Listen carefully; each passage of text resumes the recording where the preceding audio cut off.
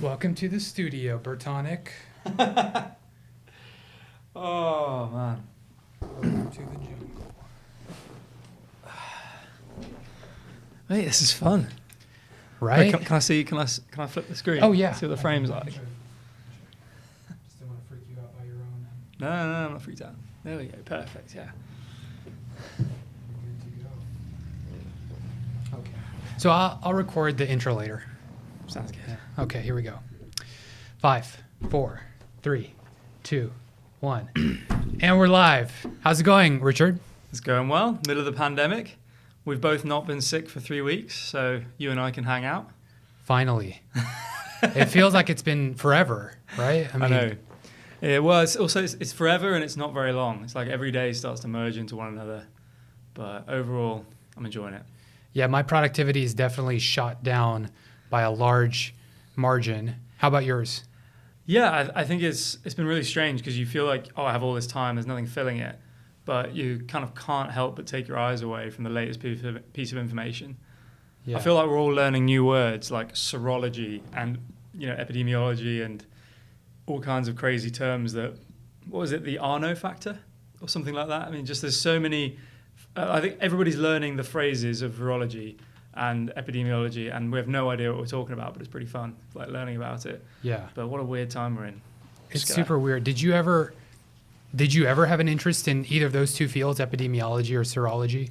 I can't say I have. Like my father's an eye surgeon, one of the fastest surgeons in the game, and so I've been around medicine and nursing and the National Health Service my entire life. But I've mostly been interested in products and software and things like that. So yeah, I've never really dove down the rabbit hole. Certainly not this. Got this magical hoodie That's from right. the I love last the hoodie. conference I went to. What was that? What was that conference? The Ethereum conference in Denver. It's called it's ETH Denver. ETH Denver, yeah. Yeah, and it had the most amazing setup ever.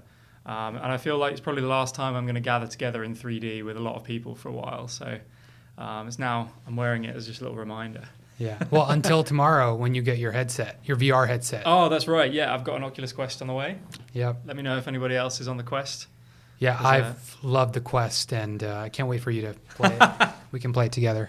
There we go. Yeah. So technology, that has been like your guiding light, my guiding light. It's how we met.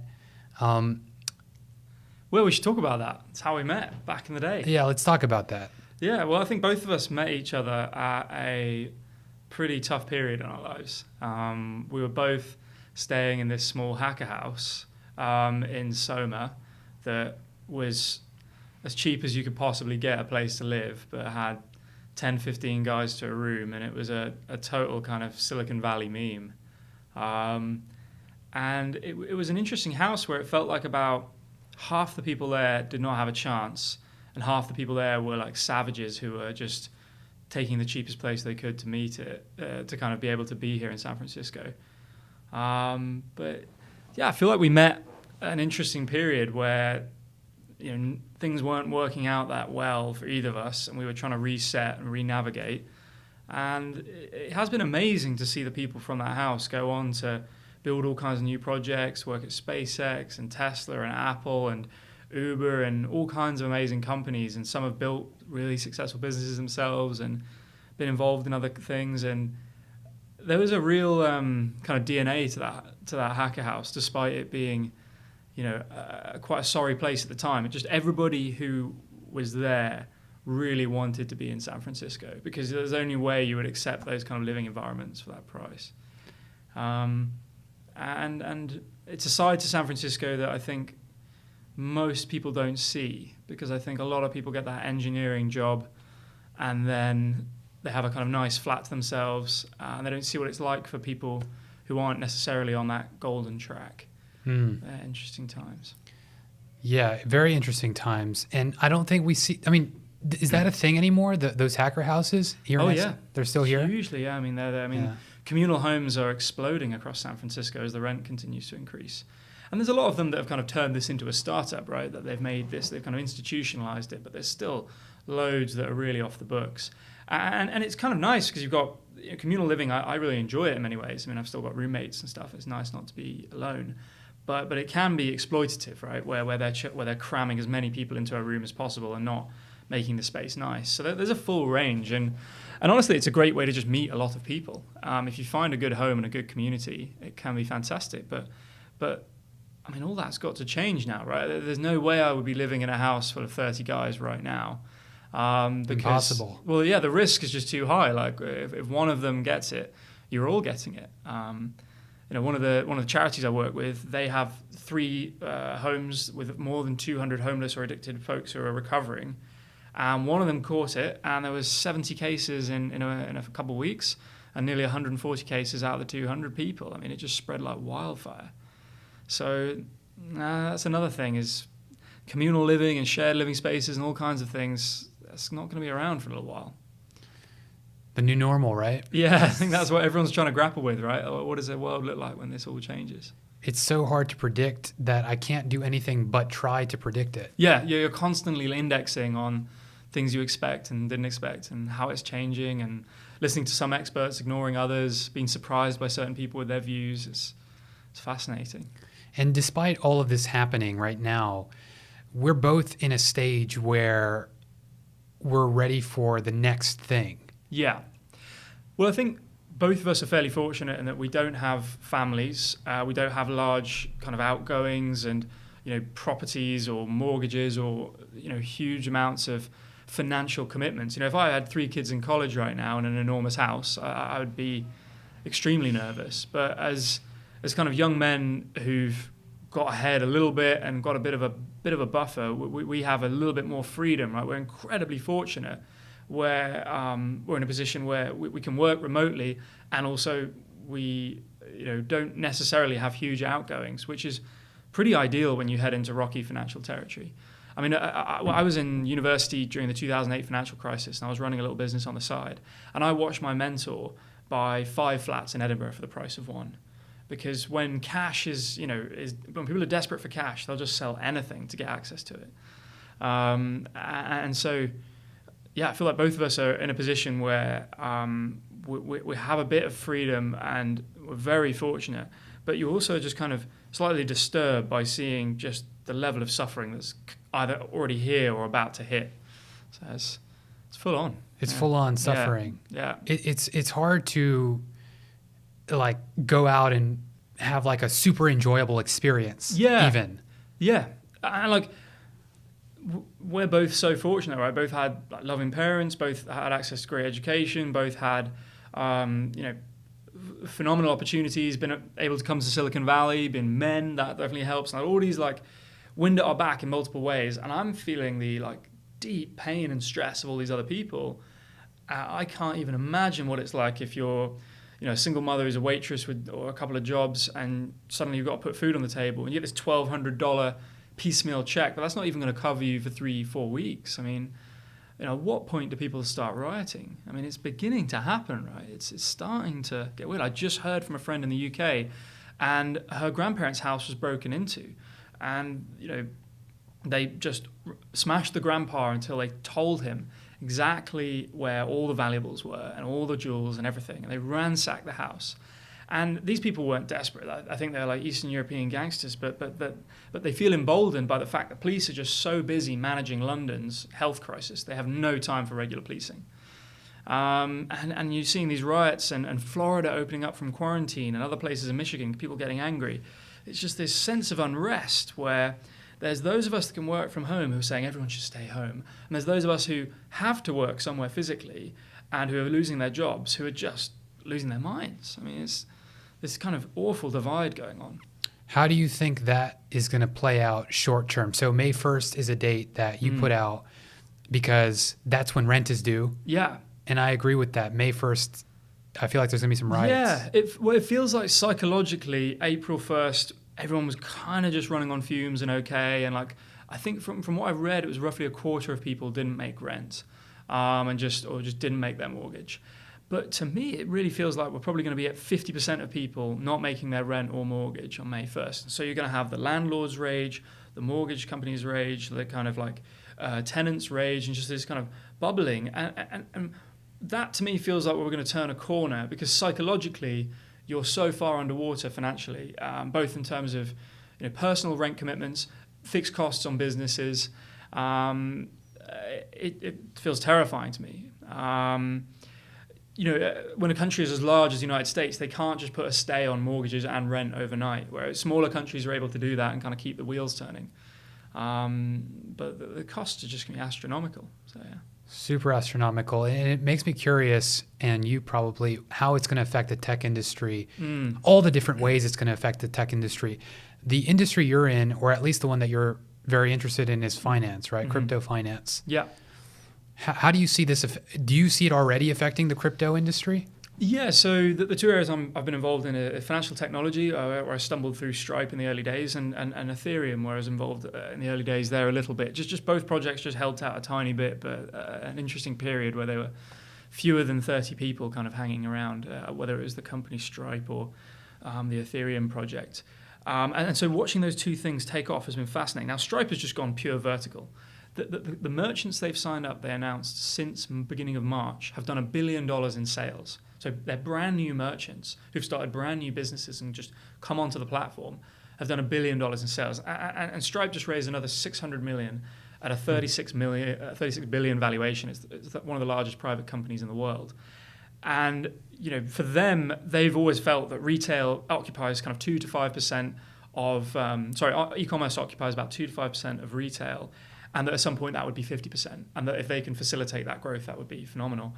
So I really think e-commerce is just booming. I mean, Amazon's at all-time highs.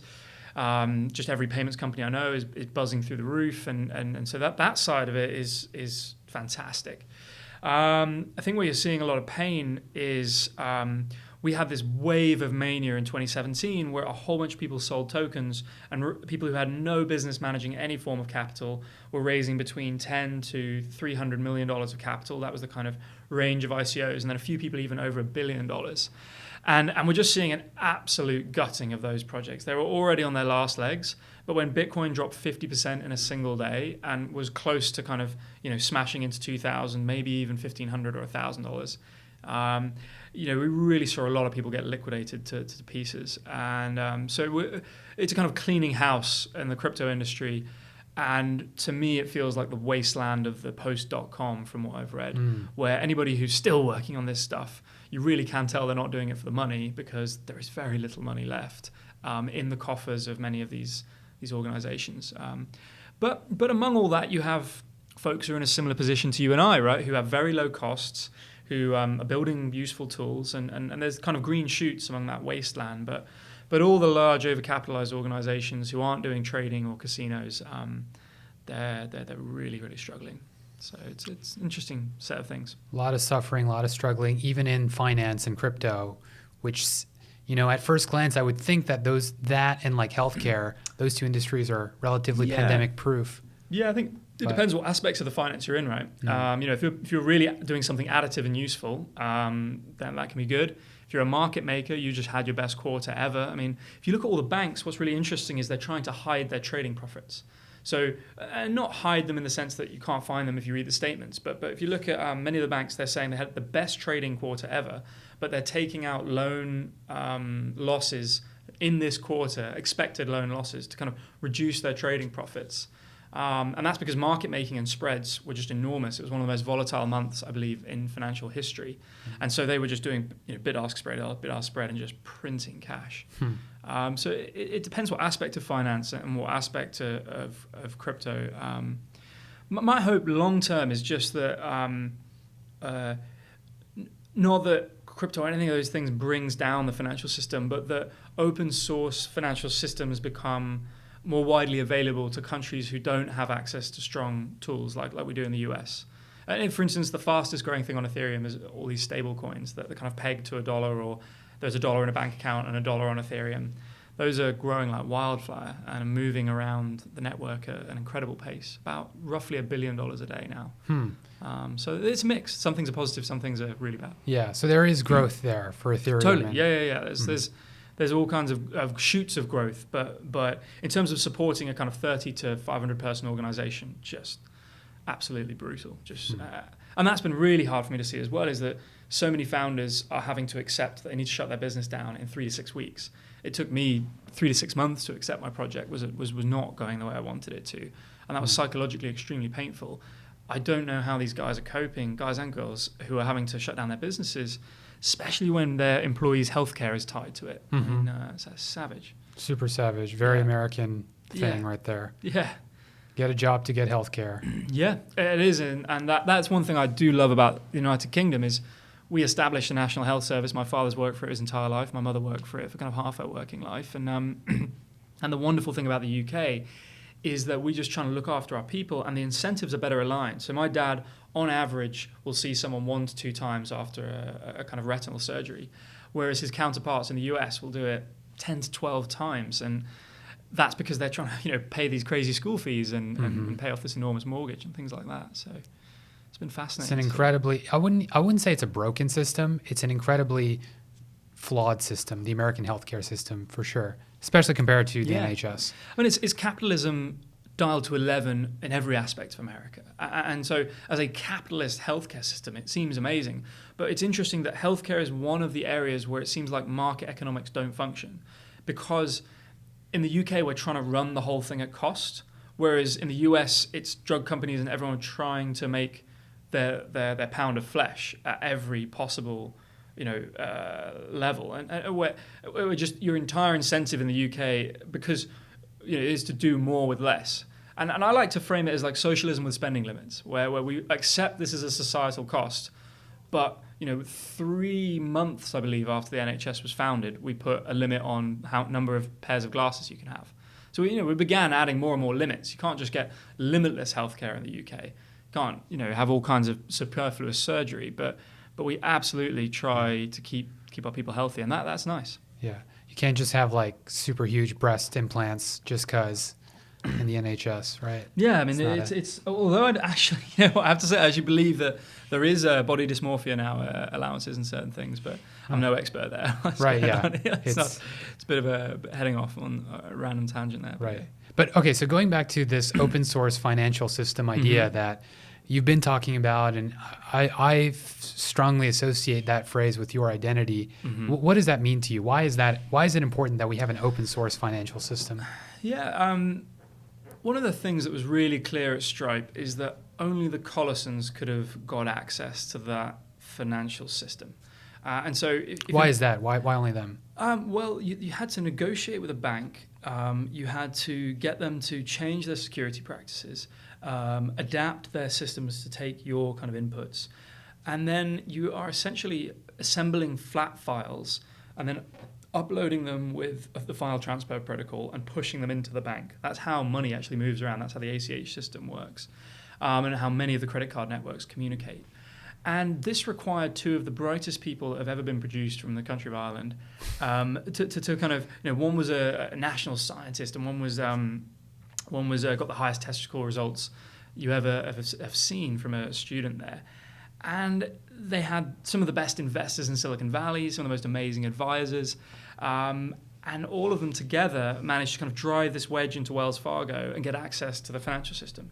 And that was an incredibly impressive thing to do, and I didn't fully appreciate how difficult that was until some years later, when I had a little bit of a better understanding about what they went through to get that done. So if you just imagine that there's like 2,000 hoops before you actually get to move money, and they managed to clear all of those hoops, which is phenomenal. And then I want to contrast that experience with when I visited India and I was at this kind of Ethereum event, and these kids had built a kind of option trading system on top of Ethereum in 2 days, and they were like building like margin trading products as scripts running on Ethereum, and it was essentially like 3 30-cent transactions to kick the system off, and off it went. And since then they've been doing really well and growing their project and getting more capital, and you just think that level of initiation energy required to experiment was just so high in financial technology and the traditional financial system, because there's lots of really interesting kind of regulatory systems and things like that. And on Ethereum, the barrier is a few lines of code.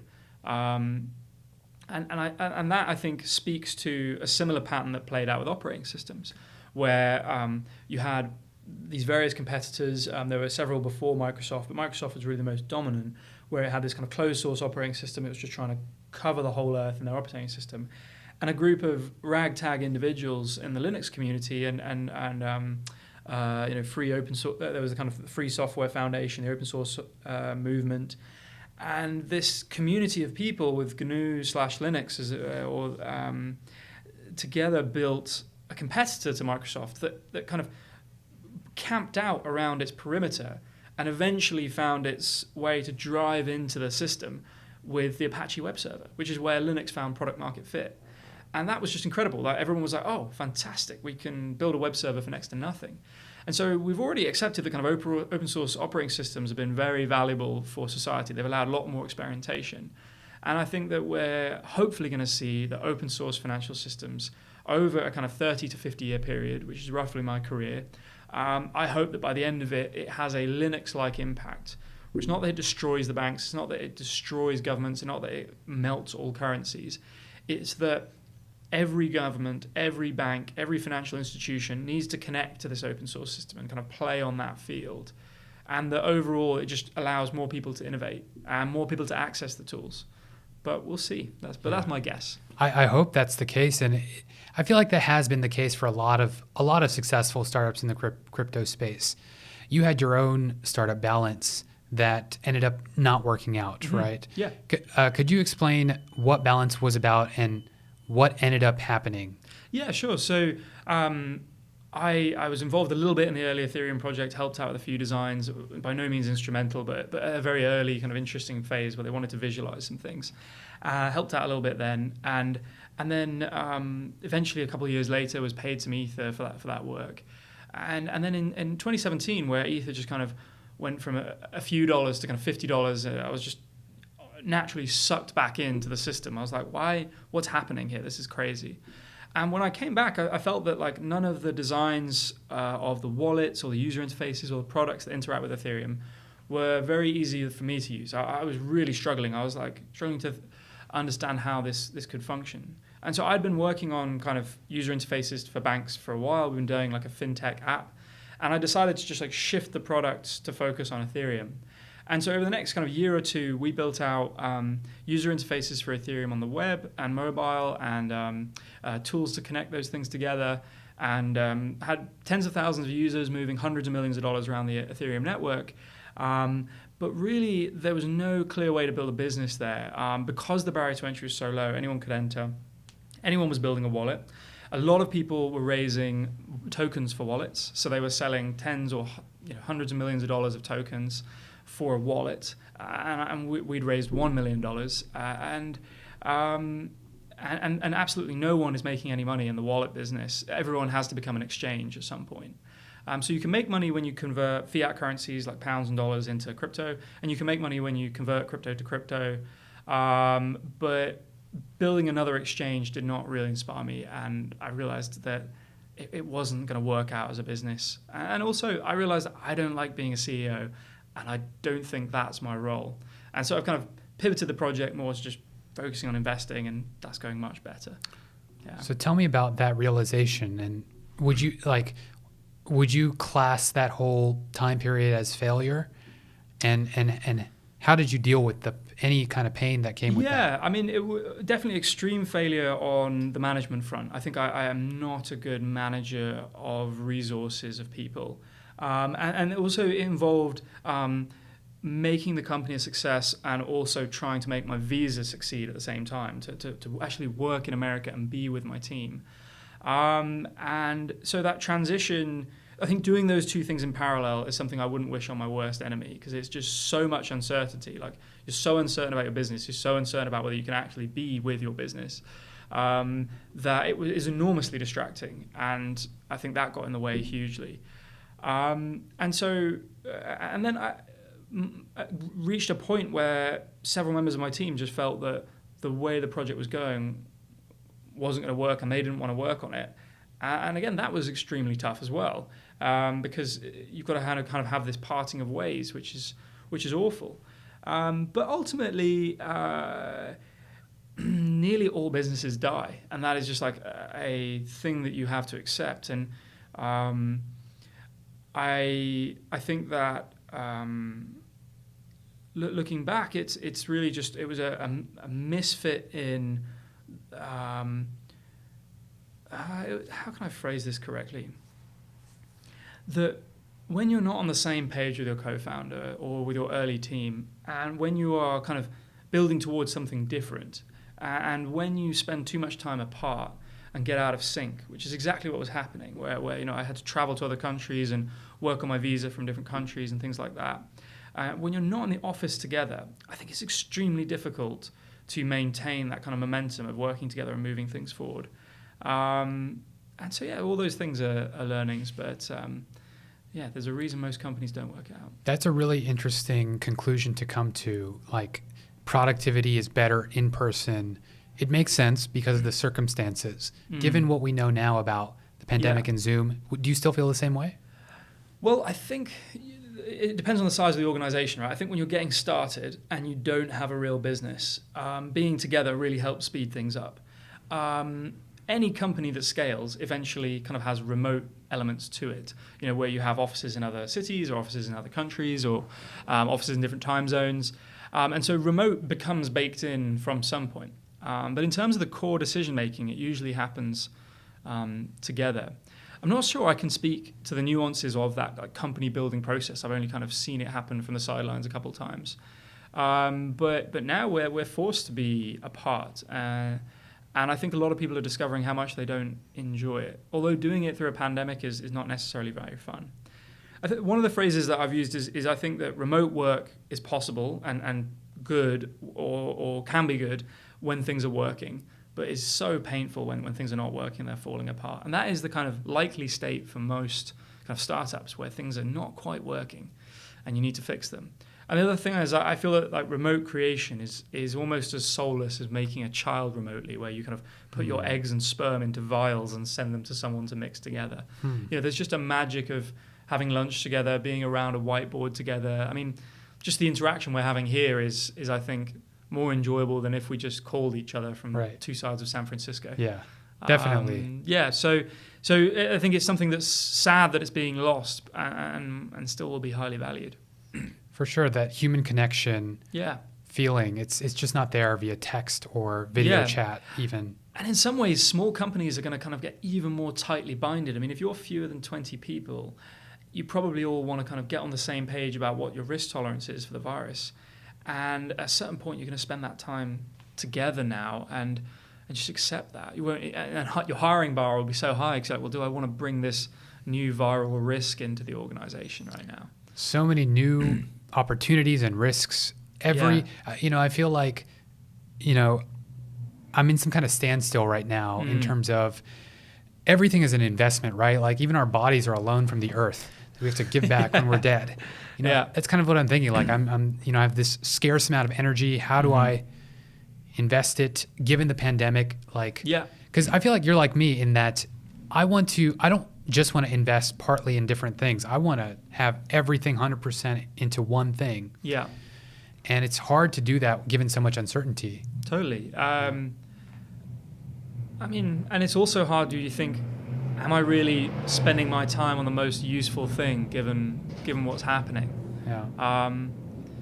One way I've kind of justified to myself that I should continue down the path I was kind of on pre-pandemic is you're seeing a lot of banks just lose control of their systems now that they don't have people to move the pieces of paper or to poke the COBOL or the Fortran or the incredibly old code bases, to run the old servers, go into certain basements and buildings.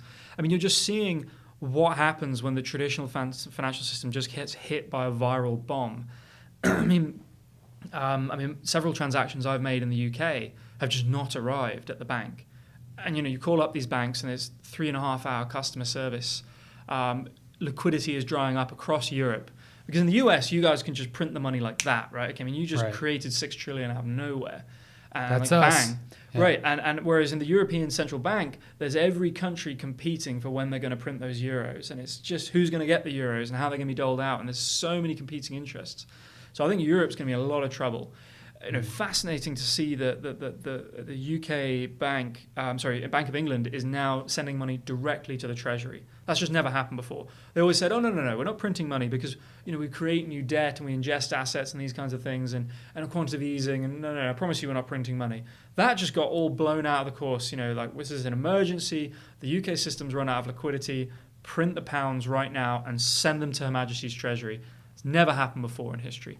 So on just multiple levels, we're seeing the financial system which is so lean, so built on leverage, so dependent on that next interest payment. And what happens when you just throw a viral bomb that's going to last 3 to 12 months in?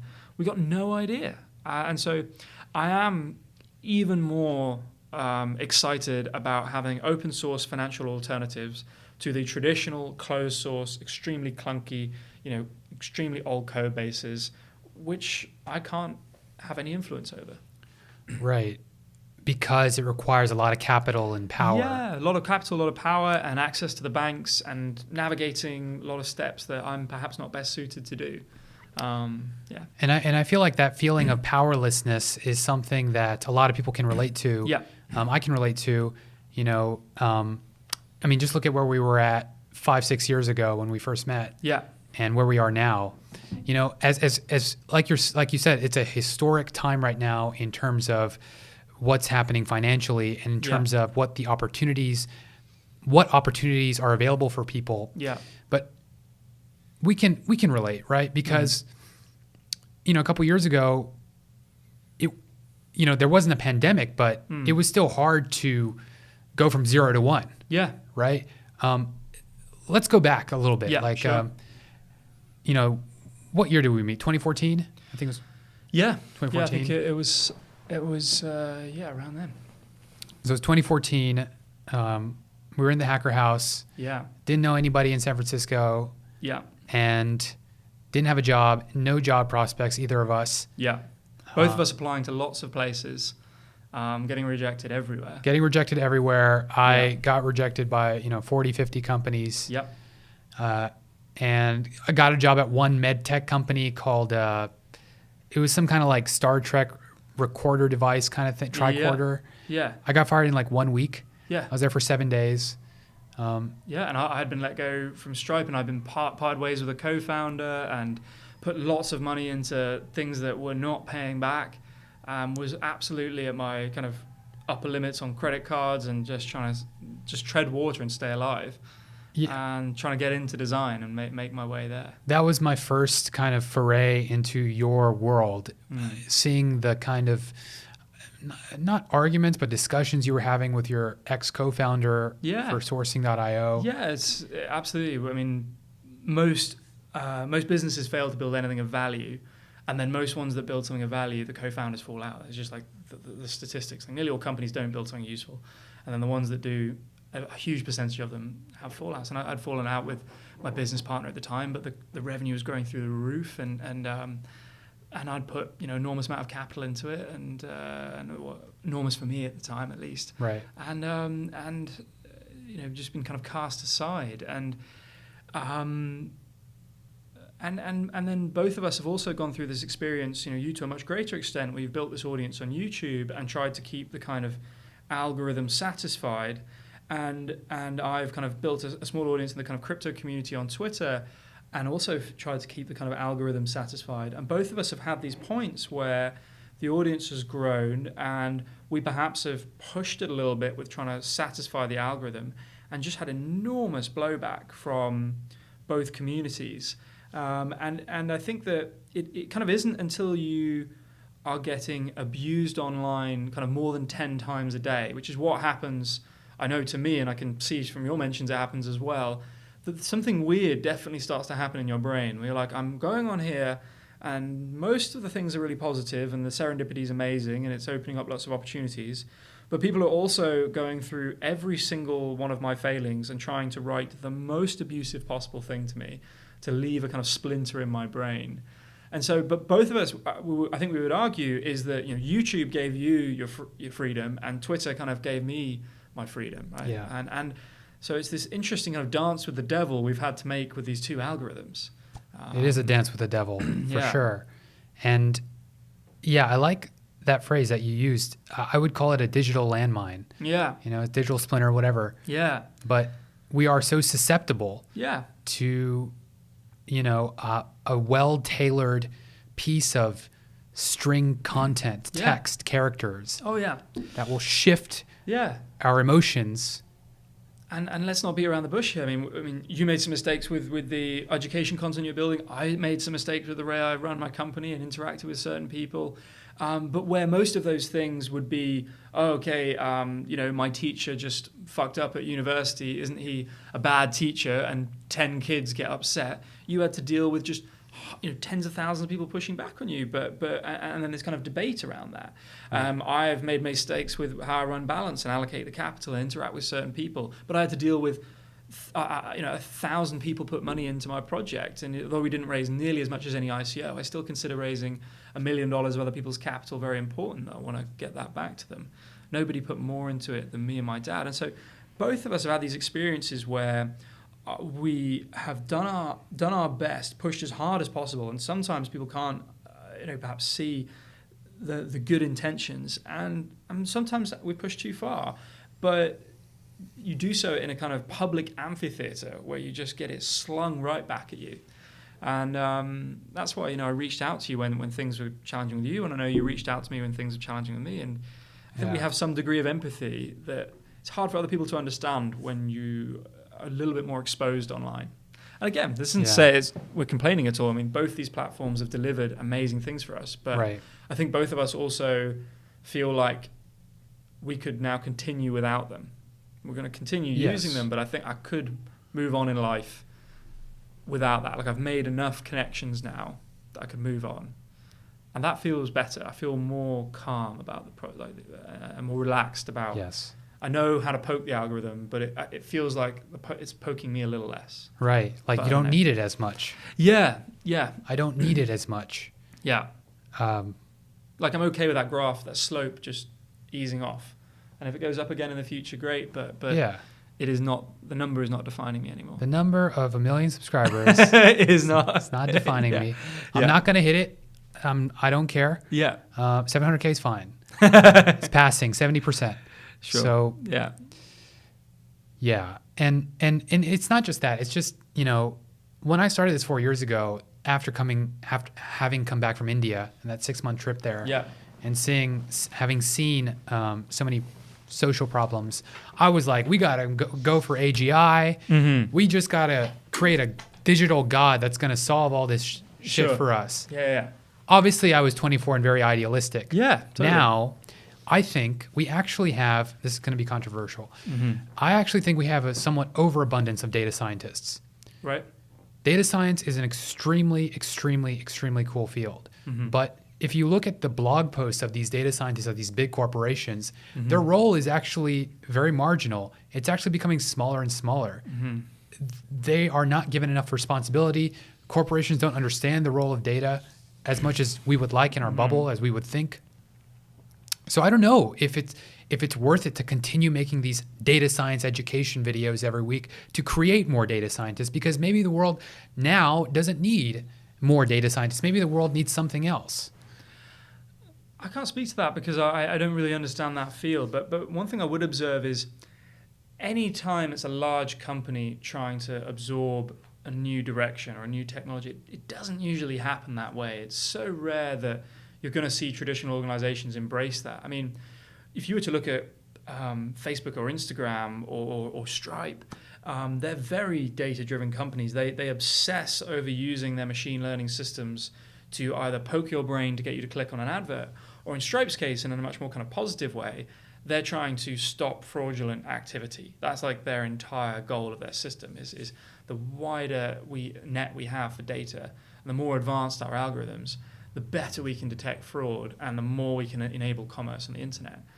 So I think that probably your analysis of data science, I can't speak to like whether it's correct or not, but I would imagine that I'd be more optimistic on people at younger companies solving database problems than large companies hiring data scientists and successfully navigating a culture shift around data.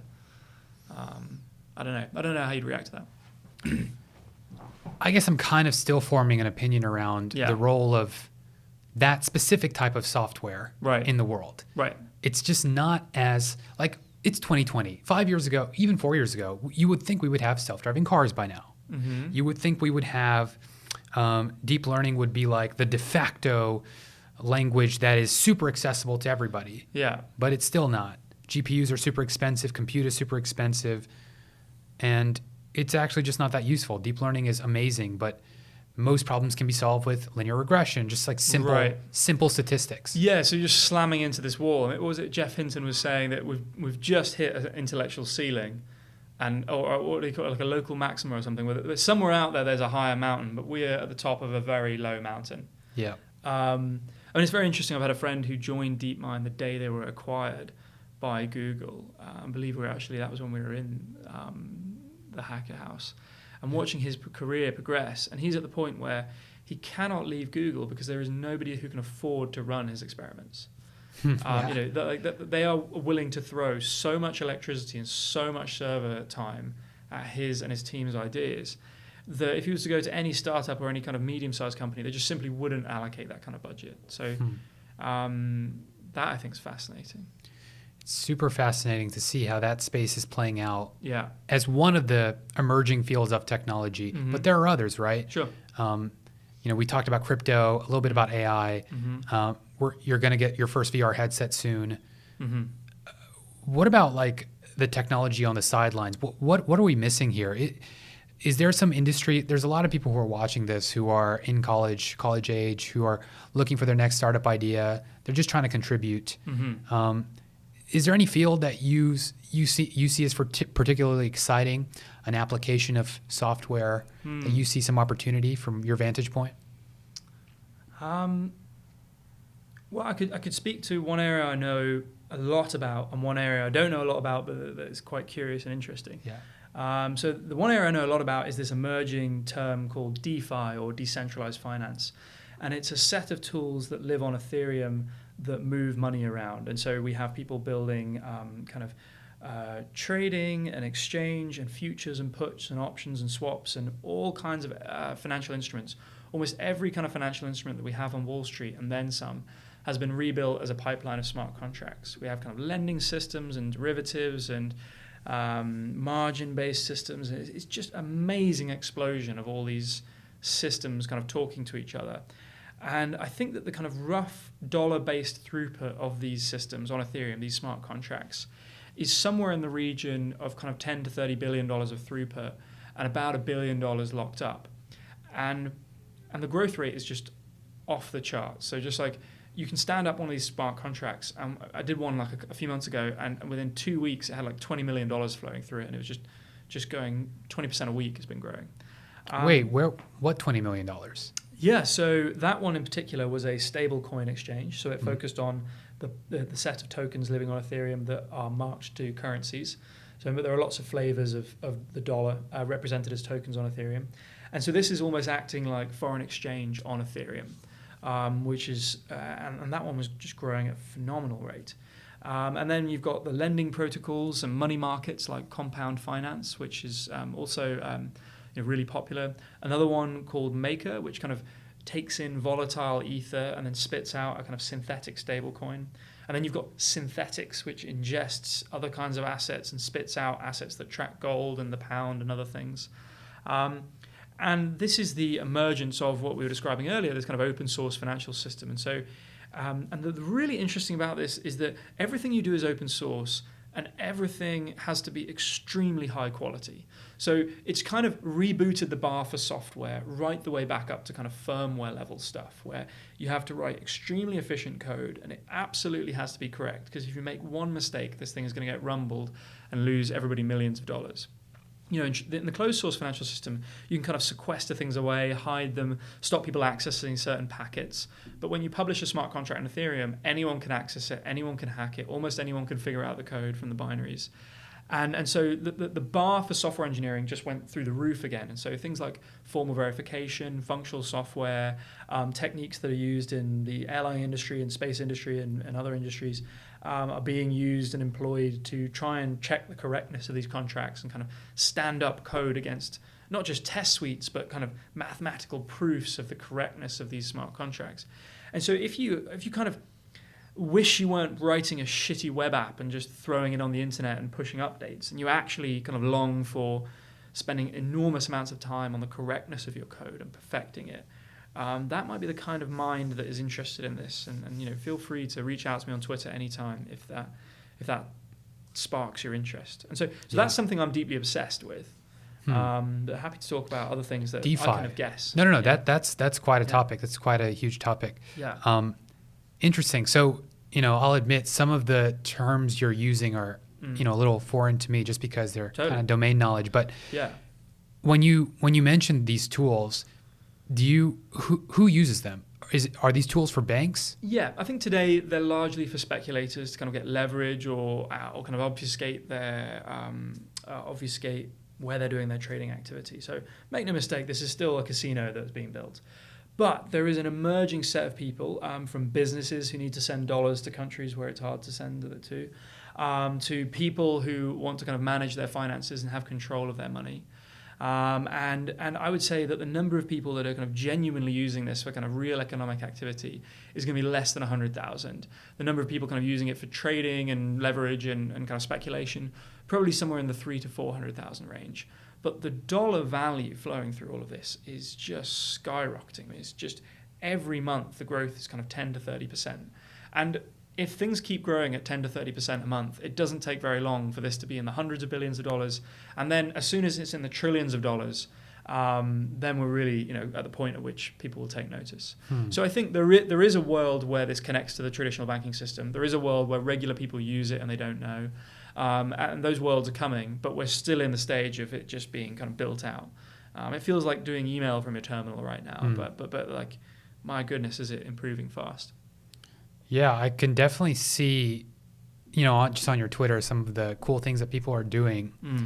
Some people might know, but, I was also into crypto a few years ago. Yeah. I took a different path, went for data science, but, I wouldn't say I was disillusioned, but I was kind of disillusioned. Yeah, I think you were too. You were definitely, too. Yeah. I mean, certainly during 2017, when you're watching people who have no idea what they're doing, which it was the same bucket I was in, but raising 10, 30, 40, 50, $100 million and splashing it all on fancy cars and nice Airbnbs and trips around the world and just shipping absolutely nothing of value.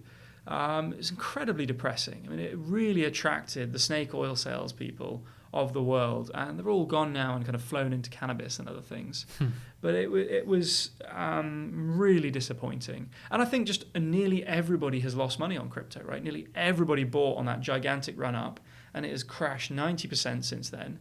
So to me, it feels like 90 to 95% of people lost money on crypto so far, which is also not good.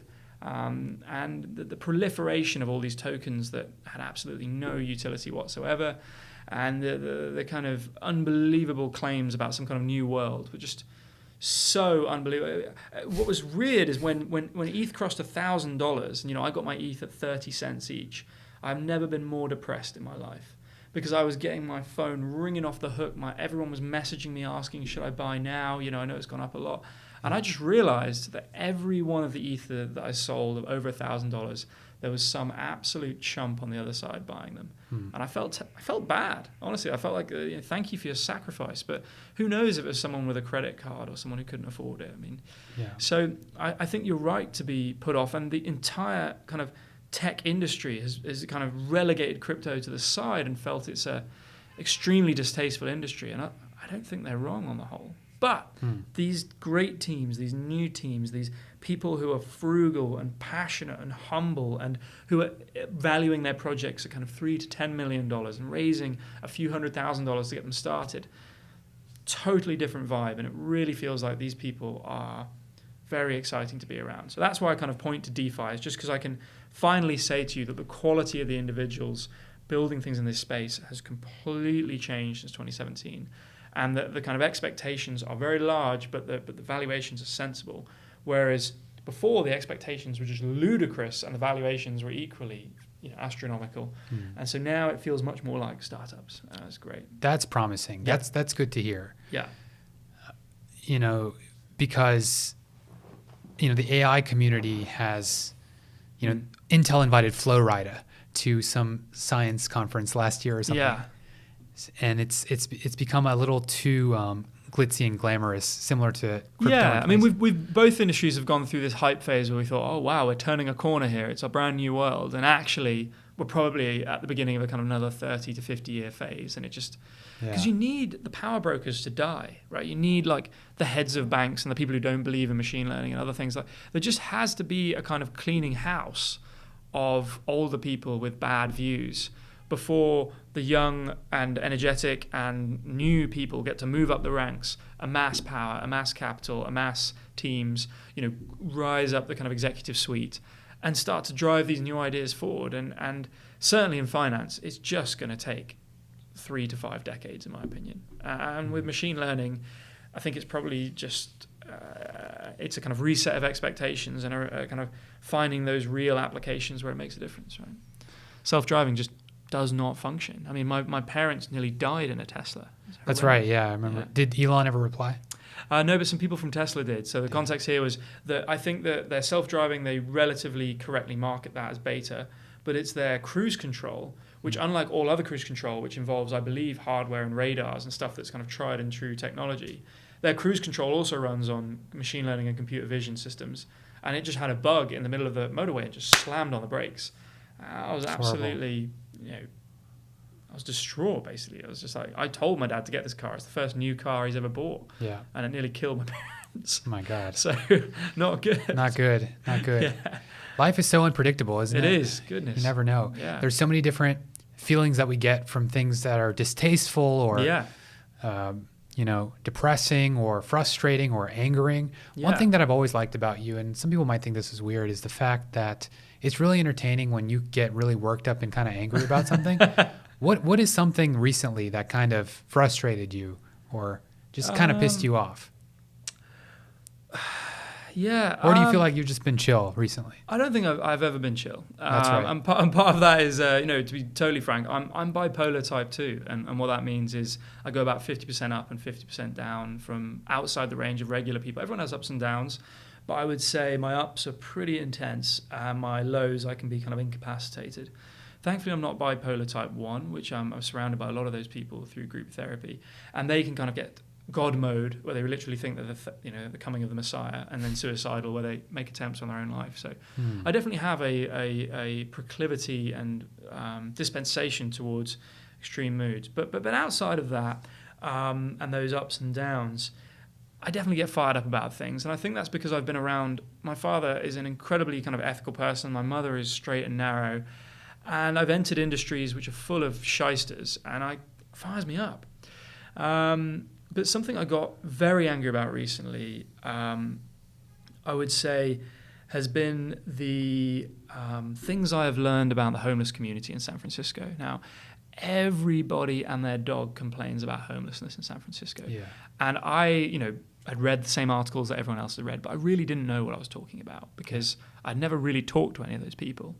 And so the last 6 months, I've been spending a lot of time with this charity called Back on My Feet, and it has a really lovely principle, which is let's just find folks who are going through addiction recovery or homelessness rehabilitation and go for a run 2 or 3 times a week with them and just hang out. And it has been so eye-opening. But it has also caused me to be quite upset on a few moments for different reasons. Firstly, everybody has it wrong about San Francisco. It has the best care for folks who are battling in many cities in America. It is the only major metropolitan area where AIDS is dropping. So although the lived experience for San Franciscans is seeing, yes, some shit on the streets, yes, a lot of people in certain neighborhoods destitute in certain corners, the lived experience for a lot of the people trying to get access to systems and healthcare and help is really impressive and getting better. Now, is it good enough? No. Are 30,000 people sleeping rough every night? Yes. Gosh, that's terrible. But I am so impressed with how these systems have held up despite rising demand as rent has gone up. So I get pretty angry about listening to tech bros kind of pontificate about homelessness and kind of dismiss those people. And also, many people dismiss them as just kind of hopeless addicts. But while they do turn to they do turn to drugs, a lot of times they leave because of their finances are in disarray, a medical bill blows them out of the water, a divorce threatens them financially and in terms of their home security, or there's domestic violence and they simply don't want to be at home anymore. So there's all kinds of reasons for homelessness that are not linked to drugs, despite a lot of folks unfortunately turning to drugs when they reach that situation. So I guess just hearing it from regular homeless people's perspective 2 or 3 times a week, I just try and listen. I go for a jog and we get along because I don't talk to them like I know I'm any better. I think if I had been growing up in some of the homes they've grown up in, I'd be, in a challenging situation as well. And then when you go to these dinners where people moan about it, sometimes I keep my tongue shut, mouth shut, but like oftentimes I reach a point where I just have to, put my foot down and really push back hard on all of people's assumptions because they're wrong, and I don't mind that they're wrong, but that's fine. I was wrong, but it's the dismissiveness which I find irritating, especially on Twitter, right? Oh yeah. Where do we even begin with Twitter replies? Yeah, exactly. Yeah, I mean, we're going to talk about dismissiveness. Twitter is, I think it is rewarding brutality in a way that's quite terrifying.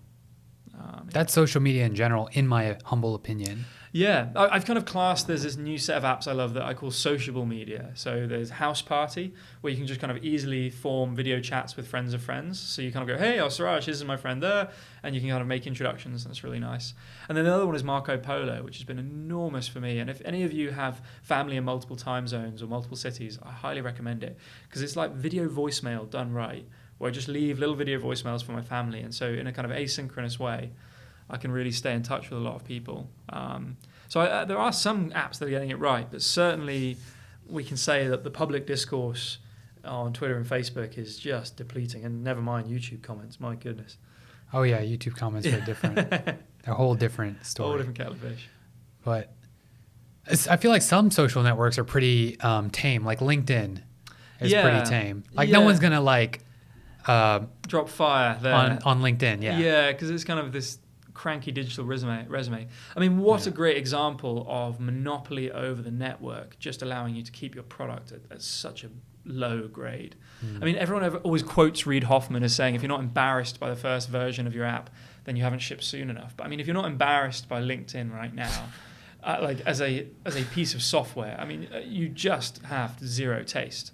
Yeah. And so if there's one area where I'm optimistic for crypto and hopeful in the very long term is I would love to express my relationship to you in an open source way. And like, I would love to be able to, like, my friend Siraj, who I've had a professional experience with in these ways, and like, I follow his videos and I follow his tweets. Like, that right now is all stored in databases run by 5 men who live in Silicon Valley, right? I mean, that is basically it. So we have digital kind of fiefdoms controlled by monarchs. And I want to express those relationships in a way where other people can build on top of that. And so I'm excited for the experiments there. We're a long way off anything catching fire, but there's Mastodon. Do you use Mastodon? I've played with it, but again, that's the kind of thing that's built by engineers with no taste and doesn't really speak to like great product development. But again, another exciting experiment. People are going to build on that.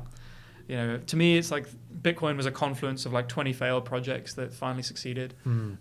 Something like that is going to emerge where it all clicks together, and there's a reason why having it on a crypto network makes it better. Right now, there's no reason it's better. It's just like clunky Facebook. So something's got to make it better. It's got to have not just that feature of not having a middleman, but also great design. Definitely, yeah. Like no one's going to use it because it's like private or use it because it's open source or anything like that. Yeah. To me, it's like maybe 100 social networks that tailor to certain people but agree on a common social protocol. Maybe that kicks off. Or email is a protocol that defines sets of communication, and we just didn't have that for social. Right. And what emerged was Facebook winning. I mean, I believe the team behind not Feedly, but another one of those early kind of feed products with Paul Buchheit, the creator of Gmail, and one of the guys who created Quip, who's now CTO of Salesforce. They were acquired at Facebook to kind of re-engineer the feed and make it even sleeker.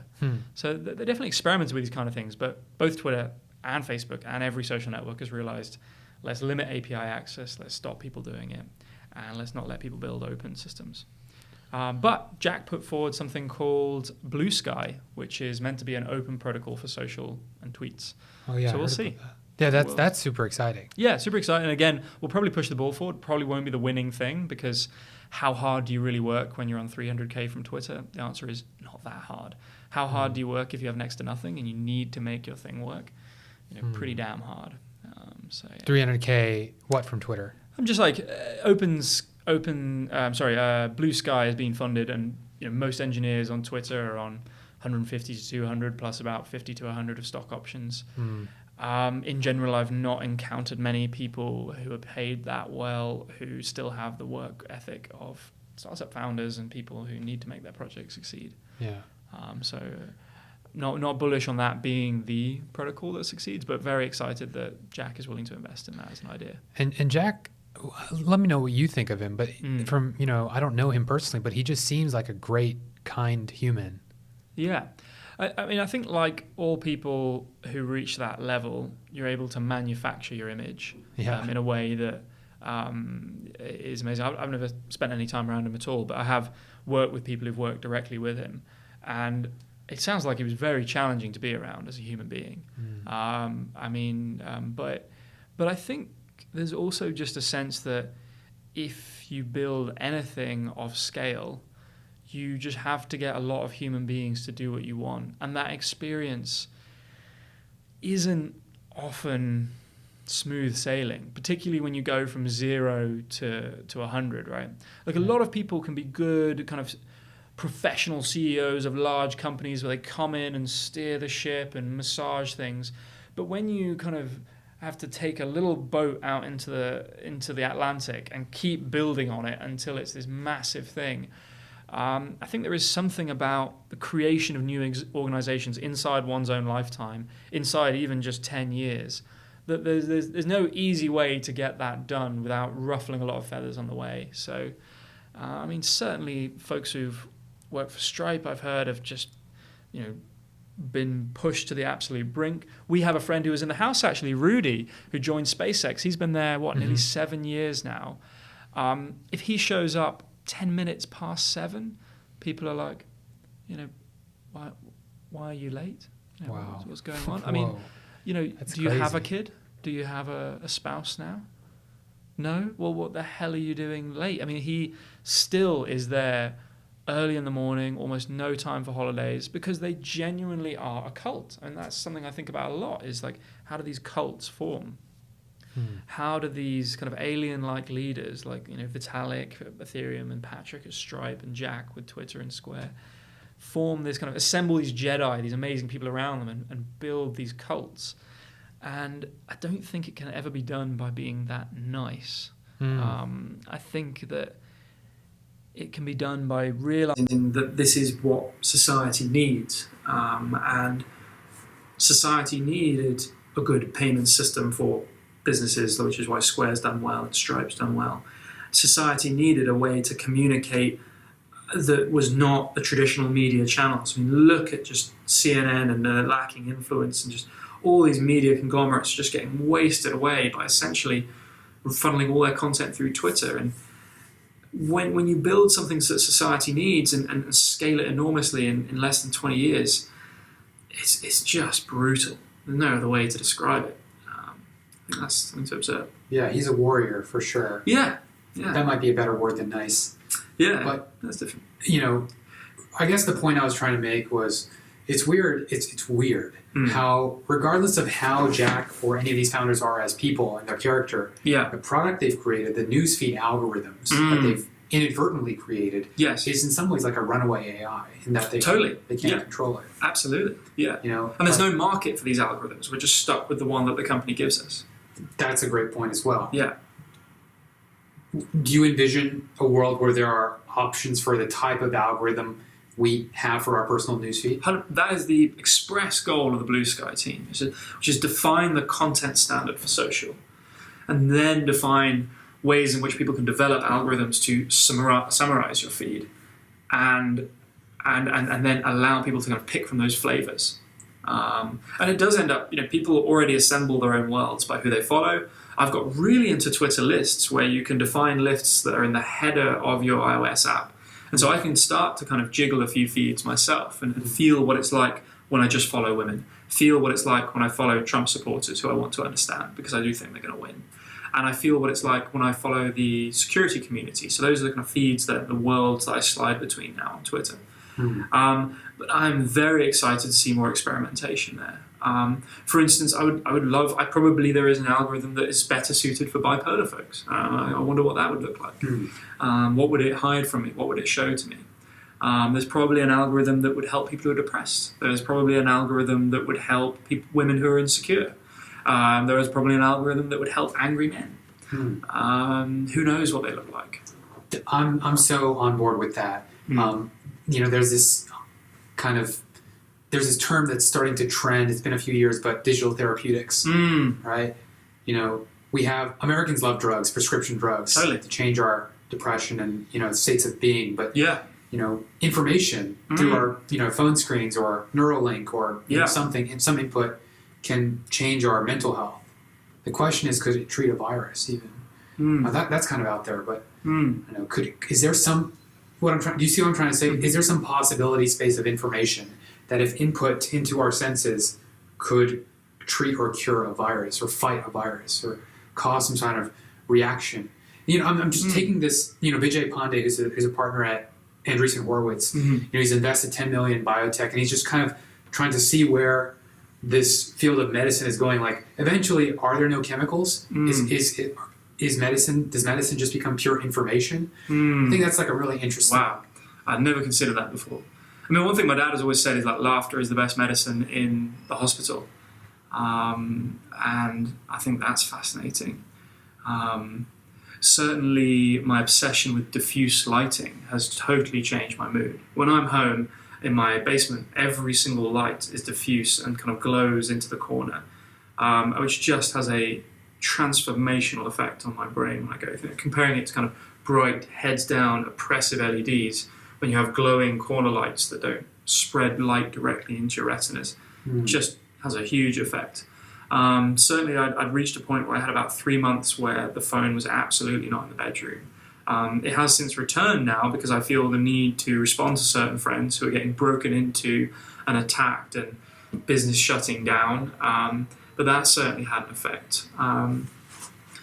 I can't speak to the idea that pure information could replace biochemistry. I mean but I could imagine certainly for mental health, a set of digital therapeutics being competitive to things like lithium that I've tried that hasn't really worked well for me. One thing that's been enormously helpful for me is transitioning from one-on-one therapy, where I didn't really understand the other person and they certainly didn't understand me, to group therapy, where every single person in my group is experiencing the same kind of ups and downs, or more than me or less, and sharing their own experience with it. That has been, essentially a 3D space I enter and I talk to other people, and now it's just a Zoom call, but it is really helpful. It's a digital community now, and is a set of pixels and sounds, and every time I talk to them I think, okay, I'm really glad I'm bipolar type 2, because that person is having a real battle and I'm learning a lot from that person who's way further ahead than me. So I can certainly be persuaded that helps in mental health. Therapeutic algorithms. Yeah. And what does it look like when we have that her-like system that can really talk to us and know us? Who knows? We got our own girlfriend in our pocket. I don't know. We'll see.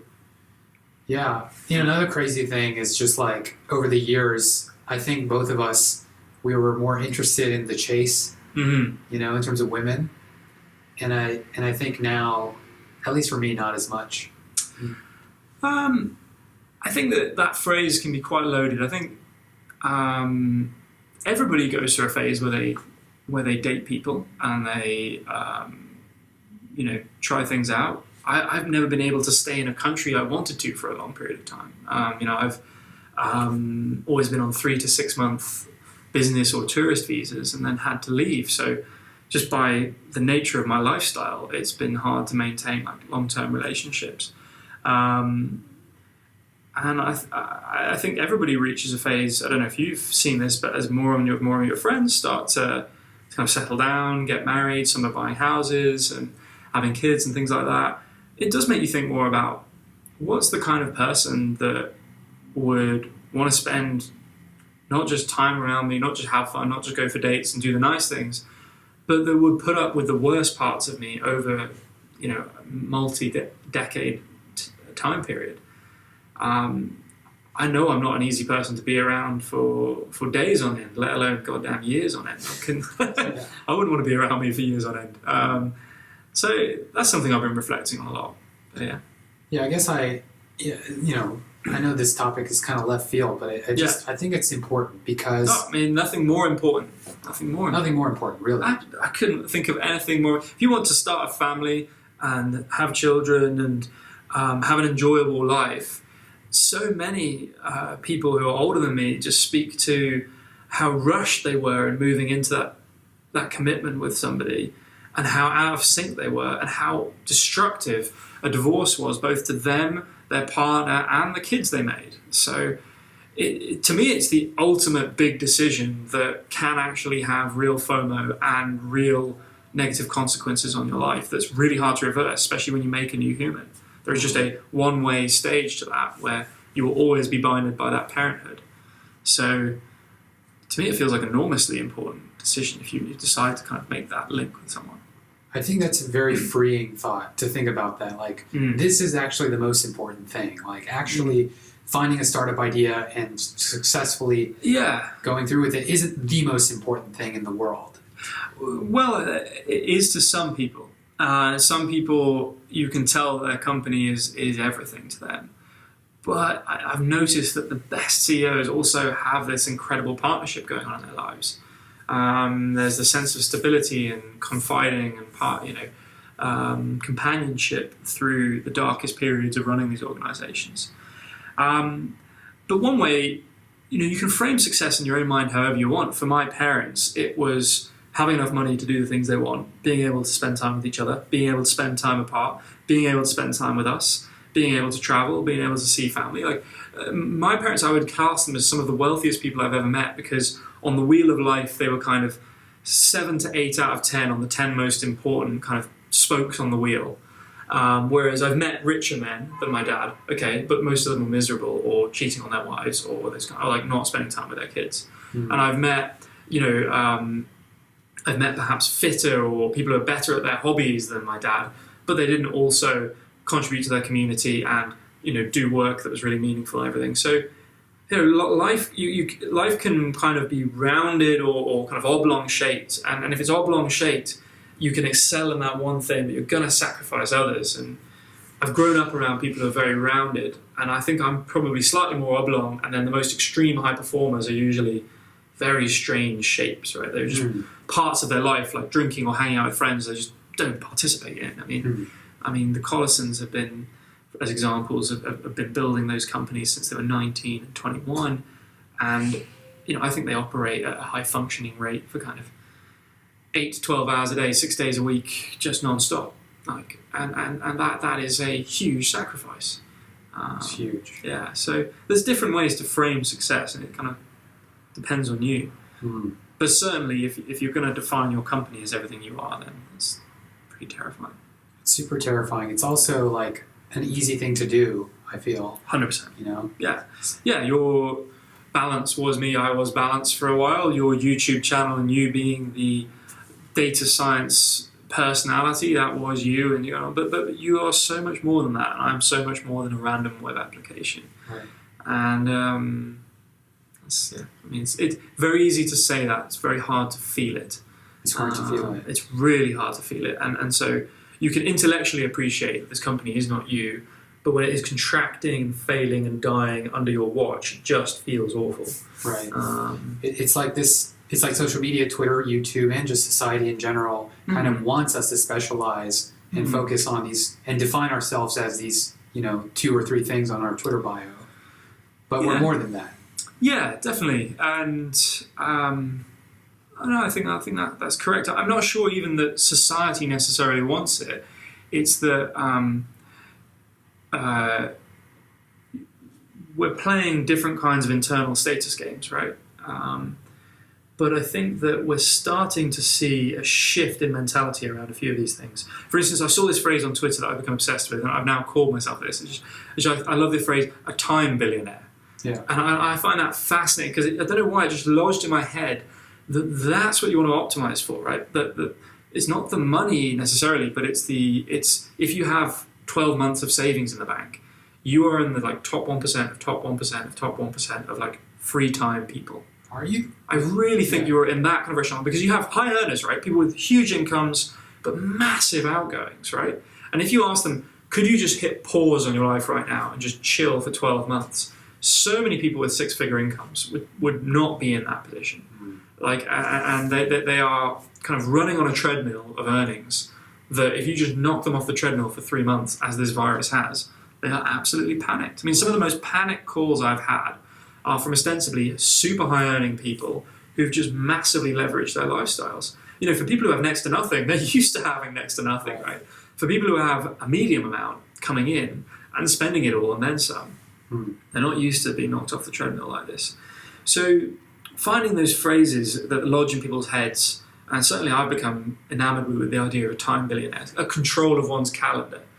How much of your week do you have control of? I mean, Siraj, I think you have control of nearly your entire week. Yeah. I mean, that is a almost unheard of existence. And that is, we're not parents. We don't have spouses. We don't have mortgage obligations to meet. We've got to pay a bit of rent and things like that, and pay for some food and a bit of insurance here and there. But like, in general, this level of time freedom is phenomenal. It's super phenomenal, and we gotta contribute. Yeah. You know, you are. I guess I do. You know, I got to figure out what that next step is for me. Yeah. And to me, I said this today on Twitter, and this goes for anyone. If anybody is interested in front-end engineering or design at any field, startups just wanting to make themselves kind of more appealing to employers and get their kind of 0 to 1 first job or anything, please just send me a DM on Twitter. Happy to help. Happy to look at your portfolio. Happy to talk about what I think employers want to see, connect you to people, help you get a foot in the valley. Absolutely all of Silicon Valley is built on paying it forward. Yeah. And that is what's so addictive. That when you get in that flow here of paying it forward, that's why people stay, right? When people get out of that flow, that's why they leave. Right. And so if anyone's interested in moving here, or anyone's interested in working at a company, or particularly kind of design or front-end engineering, that's where I could be most helpful. So that's one way we can give back is, even in this environment, I know teams that are hiring and would love to kind of connect you to them if you're interested. Definitely. Yeah, definitely do that. And yeah, I thought about that as well, you know, with my audience, just connecting them to job offers and stuff. Yeah. And that I feel like that's an easy low-hanging fruit. Mm-hmm. I guess I'm just looking for that special thing, that idea or that purpose that's just going to, you know, take over. Maybe, I mean, that's the path of some people, right? That like they just say, I need to make an online bank that will just be the best thing ever. And like, you know, one of the first employee of Stripe right now is building an entirely new bank from scratch, and I'm just so excited to see that take off. And you know, somebody's like, I need to build a blockchain that you can code on, like Vitalik, and this will lead to societal superstructures. And he just like focuses on that for a decade or two. But there's also people that are investigative, that are generalists, that kind of flip between fields, that research the perimeters of this field. I mean, you've explored crypto and finance and medtech and Twilio and APIs and bio and AI, machine learning, data science. You know, there's a Venn diagram of things you've explored and the overlap you might sense. So maybe you find that light bulb thing that you need to focus on for 10 years, or maybe it's you connect a lot of people in interesting ways. I don't know what it is, but one way you can know it feels good is if you're spending more time in that flow state. And I definitely feel that when I'm making things and product and design. You can feel your brain in that like wonderful flow state where time just slides by and you feel magic from my fingertips. And the more percentage of time you can feel like that, then that's probably like a good sign. That's a great metric. Yeah. Not a flow state. Yeah. You know, if I can get 1 to 2 weeks a month of great design out of my brain, I'm really happy. I mean, it's usually 2 to 3 weeks of me banging my head against the laptop thinking this looks terrible, but then the magic happens for a few nights and you're like, ooh. I love the fact that you have sustained enthusiasm for design over all of these years. Mm-hmm. In that way, you know, I've done coding and video production, editing and all that stuff, but what I think will never get old for me is technical writing, documentation. Yeah. I'm like a documentation nerd, so yeah, I know that, you know, worst case I can just keep writing documentation for cool projects and totally, you know, connect people to jobs but it's also just weird being a social media, someone who has, been lifted up by the community. Yeah. And then, been dissed by the community. Mm-hmm. And then I just kept making videos, and it's just a weird place for me to be in terms of, there's so many great creators now who are making AI education content. Mm-hmm. And, 4 years ago, if we, went to YouTube, typed in neural networks and hit enter, you see like maybe 1 or 2 videos. Totally. Now there's hundreds of different, very interesting people. So, I guess that's competitive. There's just competition. Yeah. There's more competition, which is a good thing. That's what I wanted to help kickstart that. Yeah. But, well, and that shows that you were early to the game, and this game has matured, right? I mean, like, in 2014, no one was interested in a programmable blockchain or Vitalik. I mean, it was literally the best technology investment of the decade.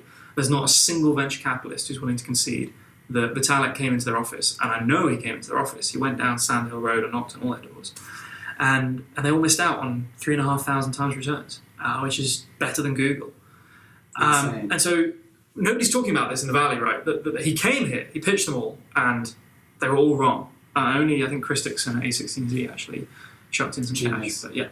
And so to pick up on things early is very important, right? You picked up on something early. That this stuff was really hard to learn. I'm going to try and stay 3 steps ahead of my audience and learn it and share with them. And they appreciate you for that. Yeah. And you just got sucked into an algorithm that took you that last 20% too far, which just broke your brain. Yeah. The exact same thing is true for me. I got excited about crypto and blockchain, and I got sucked into a thing where I needed to build the best damn user interface for Ethereum. Even while all these competitors coming up and like taking it at different angles and engineering something a lot better than me. And the last 20% just broke my brain. I was like, I just need to reset. And so finding that next thing with potential, finding that next vector for growth, I think your desire to search for that is good, because the barrier to entry, right, to make content for AI is incredibly low. And there's loads of good ways people can learn and then package it and spread it. So it's got to be, what else are you excited about learning about that people aren't paying enough attention to? Virtual reality. Yeah. Which we would be talking about, but you got to get your VR headset first. Yeah, I played with it 5 times, but until I've spent a week in it, I can't speak from it. Right, so that's another example. Maybe that's where you take your direction. If you get excited about it, then other people will get excited about it. Yeah. And I can't just manufacture that for the algorithm. I could. I'm not going to. Sure. Yeah, exactly. Yeah. It would make you feel empty, I think. And people might be wondering why I haven't made videos in a month and a half kind of thing. I just want to only make videos if I legitimately, genuinely want to. Yeah. And you see every YouTube creator go through this, right? I mean, you're like John Olsen, daily vlog, broke his brain, I'm doing seasons. Seasons, broke his brain, I'm just going to make a video when I want. I'm going to make a video when I want, I'm having a baby, screw this, like, I'm done. And that's like him just showing off an amazing lifestyle, okay? Never mind doing intensely difficult academic study, trying to kind of assemble content and courses, that's, trying to involve enormous communities. Those things are very challenging, Siraj, and I would say there's, maybe 1,000 people in the world? Fewer, maybe 500 who've tried to do what you've done and actually got to that level of reach. And so, I would definitely take criticism from those people. Yeah. But this is something I say all the time, is that I really struggle listening to people talking about startups, investing, or running a company who have done none of that. Right. If you've never started a company, if you've never invested your own money and lost it, or seen it gone sideways, and if you've never run a company, you can make interesting sideline observations. Like, I can comment on somebody riding a horse past me, but I cannot speak to the inner details of riding a horse because I've never done it. Right. And so, and this is something I'm trying to get better at, is I'm listening very carefully to criticism from someone like you, or some of my friends who are phenomenal founders, or people who are, repeatably, demonstrably, provably great investors.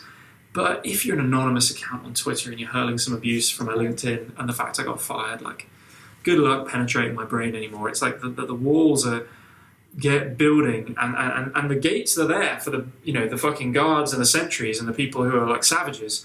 But if you're just some pauper at the corner throwing your feces at my kind of castle of defences, then it's just not going to land. Yeah, as it should not. And there's just very little to learn from the criticism of those people when they have no experience doing what you're doing. Yeah, it's a search. It's a search. Yeah. You got to keep searching. Absolutely. There's going to be something. Yeah. But it's also a real privilege. I mean, to go around East Denver and almost everybody there in the Ethereum community to recognize me, whether they like me or not. I just have so many interesting people wanting to say hello. And I had this experience with you when we were in London and you ran one of your meetups. And there were just dozens of people who wanted to meet you and say thank you. And never forget that, because the people who have benefited from your work are probably too busy doing their job to get involved in the drama. It's the people who haven't benefited from your work, who just sat there achieving very little. They want to it was so crazy. On. Like, I never in my entire, I've been doing this for years. Yeah. I'm super engaged with the community. I've never seen people who don't watch my content, all of a sudden they're super engaged with me. Totally. It's like, who are these people? And these people have social media presences. Yeah. And they just but here's the thing. Of all the mistakes in my course, there was only really one mistake I made. I didn't hire help. Mm-hmm. There you go. That was it. Yeah. And you can bet I'm not going to do that again. Yeah, absolutely. That was lesson learned. Yeah, totally. And also, there was an honesty to your, I'm learning this and then I'm sharing it with you, and I'm making a fun rap video to share a meme about this because everything else is so dry and I'm spicy as fuck and this is totally random and different. That it was exciting and interesting. Where you get into trouble, right, and this is for me as well, is when I set expectations of myself that I cannot meet, and I'm trying to meet them on my own. And both of us made that mistake. But most people get to make that mistake with an audience of 5 to 10, right? Their team, upper management, and their family and partner. Making it in public and with any kind of audience, and yours is much larger than mine, it's something that very few people experience, and it's not fun.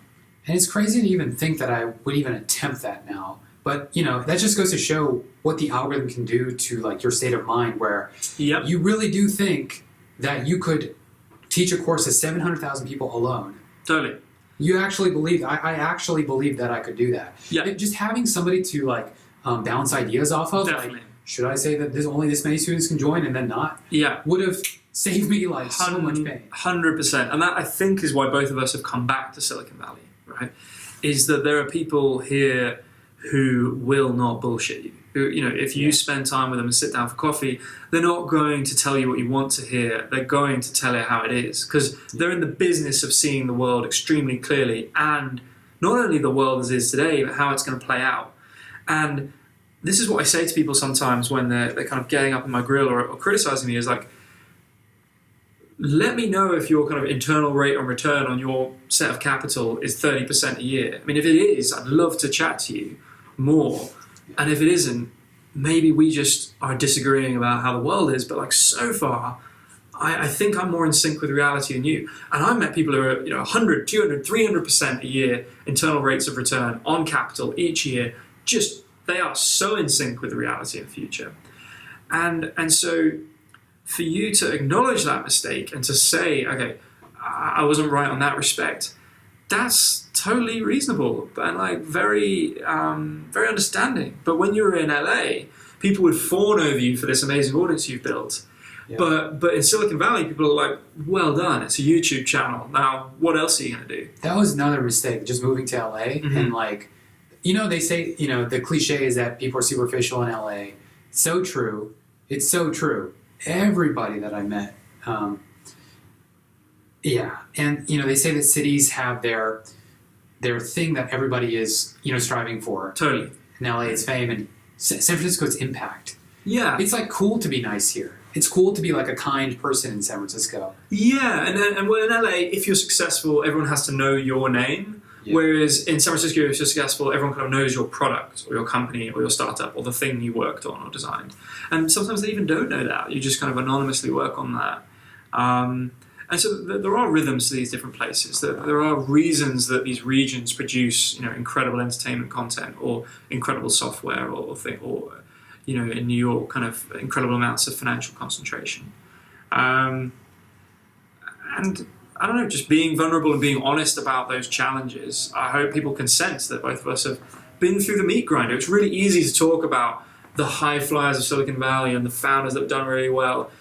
we're not that level, okay? We're not the upper echelons of the food chain here. We're middle of the pack, not at zero, certainly not at, you know, vast fortunes, but we've tried our damn hardest. And one of the things that I think a lot of people are getting an education in is what it's like to make your own money or not know where your next paycheck is going to come from or not having financial security. We've lived in this state of financial insecurity for years where it's this volatile set of income. You can have a great contract, you make money there. You can have a crypto go up 50 times and make money there, but then it goes to zero the next month. And this just erratic existence is now what I think many people in the world are entering, and it's just shaking them all up like rats in a cage. Whereas, like, well, this is just Tuesday for us. Not that we're experts in it, it's just that we've subjected ourselves to this kind of level of financial abuse. Any founder or anyone starting things has done the same. For sure. Yeah, it's the SF story in many ways. But it's not in the sense that it's not the headlines, right? We've not had that kind of marquee tentpole, it's all gone well, glittering success. It's the grinders. It's what I think most people can achieve in Silicon Valley, which is if you are here and you put in the hours and you spend time around good people, at some point you will get exposed to an opportunity that can totally change the course of your career. It doesn't feel like a stepping stone. It feels like a teleportation device. Yeah. 5 rungs up the ladder. Yeah. And I know so many people who've walked through that teleportation device, to just totally different outcomes. That's exactly what it is.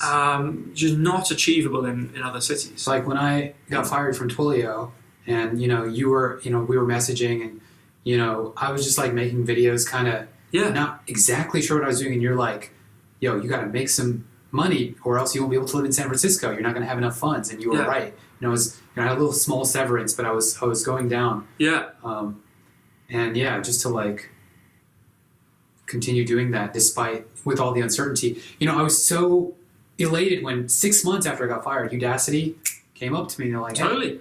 And also you ignored everyone who was like, wait, what's going on with the Twilio situation? Should I be doing the videos? And you were just like, all right, I'm going to make this work. And that's what I mean about that. When you were forced to put that level of grind in, there was an intensity to the focus that is hard to maintain now, right? I mean, you really had to make it happen. And bend your craft and like get those videos to work and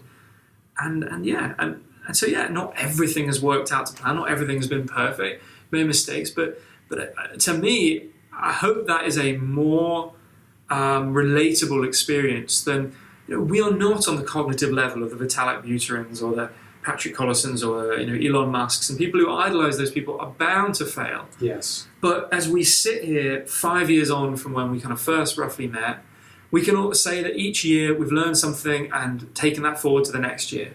And I am 5 years up the ladder further than I was, and a few rungs up the ladder in terms of getting off zero. Yeah. But and that I think is way more accessible to more people and way more achievable. I mean, one thing I say to a lot of people, for instance, is, do you have, and we'll just go back to the earlier point, do you have 12 months of savings? Mm-hmm. Because I don't know about you, but cognitively, once I hit 12 months of savings, my brain just totally changed. Like, it was just like, wow, I could fuck around for 6 to 9 months and still get a job and be just fine. And not everyone could be rich, but I do think a lot more people could look at their outgoings, look at their income and think, can I increase one, decrease the other a little bit? And I much prefer it when you focus on trying to increase the income. Yeah.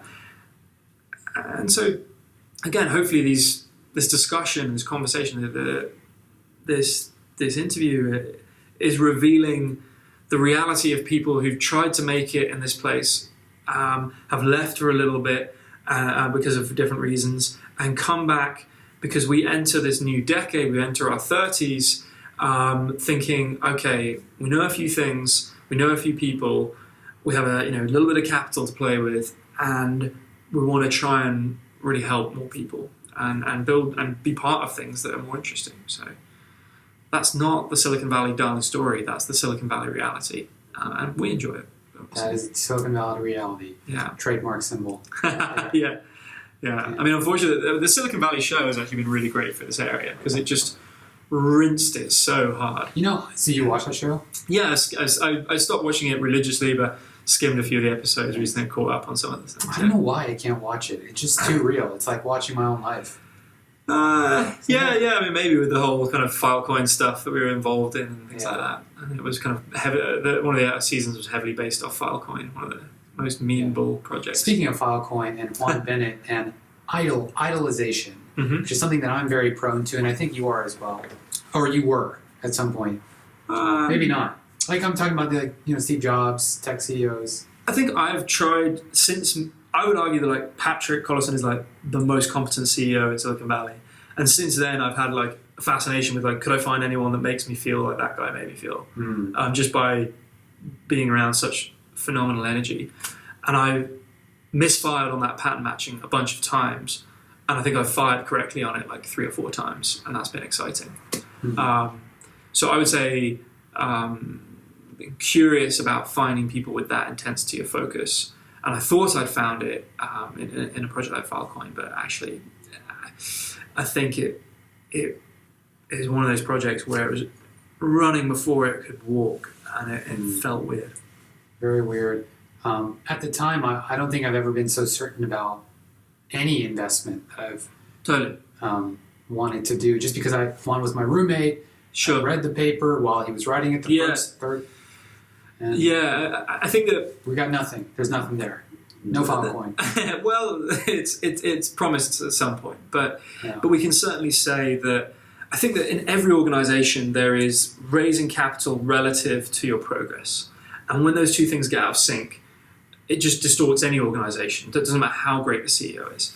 And so you see this with WeWork, right? I mean, it's just raising capital at a valuation like it discovered a new way to organize atoms. And the reality is it's just an office business that should trade at a 3x multiple. And like when those two realities came in sync, it was extremely painful. I mean, I've been toured around the WeWork office from someone who was acquired there, and he described their project, their kind of messianic vision, as building an operating system for atoms. I mean, I was like... For atoms? Yes. As in they really viewed their ability to analyze the office space, allocate desks, and kind of locate people as some kind of messianic mission to organize minds in the most kind of efficient way. But the lived experience for most WeWork people is this is an easy office space to rent. Right. And like just that delta between the mission kind of statement and reality was so excruciating. Very Peter Diamandis. Right, yeah, exactly, yeah. Everything's an exponential. Well, there's a lot of reasons he hasn't achieved the status he wishes to achieve. Right. But, yeah. A lot of people respect Peter Diamandis, but, it's probably misplaced. What do you think about Peter Thiel? Yeah, I mean, he... How can I put this? I think there are a lot of good reasons that he left Silicon Valley. I mean, he's clearly brilliant, and he's held up as this absolute genius for locating Facebook and writing 0 to 1 and being a chess master and incredible investor and hardcore CEO at PayPal. But people who I know who've been close to him feel that he conducts himself with his personal affairs in a very strange way. I mean, at some point, that is all going to come home to roost. I met him when he visited Stripe, and we kind of, at that point, I had no insight into him at all, but I had this kind of sadness about him, this kind of sense of discomfort. I don't think I've ever felt it. It was almost like a dementor sucking on my soul a little bit. I think everyone was too scared to chat to him after he spoke. But he talked about how all that mattered was becoming a monopoly. His ability to read the room is incredible. I mean, he was totally right about Trump. Trump was tapping into an incandescent rage in America that coastal press were not picking up on. But yeah, not someone I would aspire to emulate in any sense of the word whatsoever. You've got to respect his ability to spot great, talented people and get them motivated. But there is a reason, and it doesn't take much Googling, that he's left town. There's a reason that he's been asked to leave certain companies, and there's a reason that some of his parties are pretty challenging places for certain people. And quite frankly, I don't have any fear in just saying that. Like, I mean, I don't think he conducts himself in the most ethical way. Yeah. Not that he's your hero, but they say never meet your heroes, because you figure out. Yeah, I've not really ever understood that meme, quite frankly. I mean, I've been fascinated to meet certain people that I've looked up to. I mean, it's rare, but it's amazing. What do you think of these phrases in general, like patience is a virtue?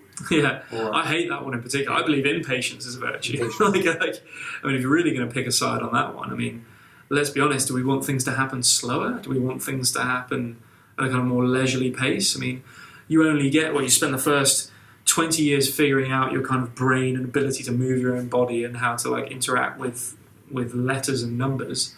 And then you kind of spend 20 years figuring out if you can actually contribute anything to the economy.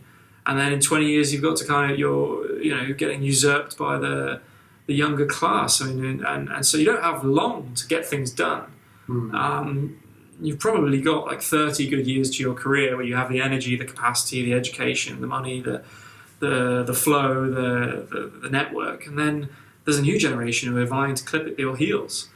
So, no, I'm impressed with people who are kind of impatient in a way that gets people excited, right? Not like impatient with a waitress, but like impatient to see things happen, to see things change, to see things shake up. It's crazy that these phrases are so embedded into our consciousness via cultural contexts and totally. But language matters so much. Yeah, absolutely. How you see the world. Yeah, I mean, even that phrase "time billionaire," just for some reason that lodges in people's heads. Because billionaire is such a kind of divisive word nowadays. We're so irritated by the number of these people. Anand Giridhas. Sorry, explain that to me. Anand Giridhas is like this guy who's like coming up really fast, who's just, his whole shtick is shitting on billionaires. Right, okay, yeah. So he's just, it's one of those kind of populist pushbacks on these people have too much once you get over a certain number of assets. I mean, a book that's really eye-opening to me has been Moneyland, where once you get above $10 million of assets, there is just no way you're paying tax. Once you get above 9 figures, 100 million, you can just have a small fleet of accountants just moving your money in ways that allows you. So the billionaires kind of have all the lasers on them, right? They have lots of eyes on them. In general, they're kind of, they understand that compounding effects. It makes no sense to flout the law too much. It's the folks in the middle, it's the 10 to 100 million pack that you really want to kind of dig into. They're the ones who run all the shadow networks and the shadow funds and everything. Once you get into the big leagues, there's so many eyes on you. It's not worth it to you to push the envelope too hard. There's a great book, that was talked about, Thomas Piketty's kind of on capital, and it can be broken down into one thing, which is capital compounds, wages do not. Wages go up linearly, capital compounds exponentially, and just it keeps tearing up the fabric of society every time that exponential gets too great. We're just seeing another tear. I mean, to see 20 million people lose their jobs and the stock market rally 20% at the same time is just such a break in the kind of economic fabric. And it's happened several times before when the money print has been switched on, where stocks rally whilst jobless, number of people employed falls. But my goodness, I don't think it's ever happened in 6 weeks. Like, it usually played out over years. Money printer go. Money, that's the meme every Bitcoiner loves right now. I always wonder how it sounds. I just imagine it being like a high pitched. I was more like a mechanical, like money printer go. And like, it's fascinating. If one thing that crypto has got people to do, and like this is, I think, its number one contribution to society, is to ask, how does money actually get made? Every conversation I've had with people about crypto just start with a very simple question, which is, what stops a country that's not America just creating dollars out of thin air and just having money? Like, what stops Eritrea or Iran or Iraq just inventing dollars, sending them into the forex markets, and I'm sure there's some kind of watermark in the dollar.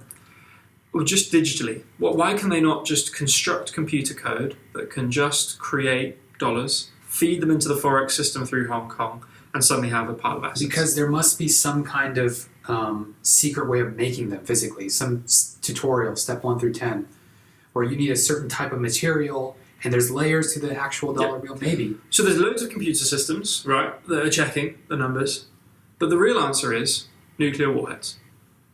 Yeah. Like, if any country was to actually start just creating mass dollars and bribing the people who run the systems in Forex markets that trade dollars outside the US and sleek those dollars into the system through lots of, they would just bomb them into oblivion.